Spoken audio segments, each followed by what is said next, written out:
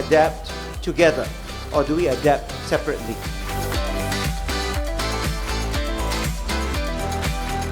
This is a great avenue to have a South-South, North-South and South-North learning. We need to bring together people's ideas, people's thoughts with good evidence and data and research.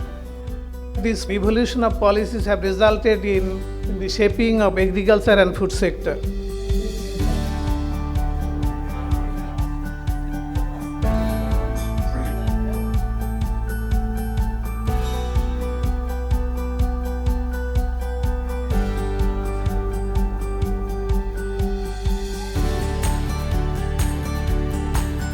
There is disparity between the regions as well as gender.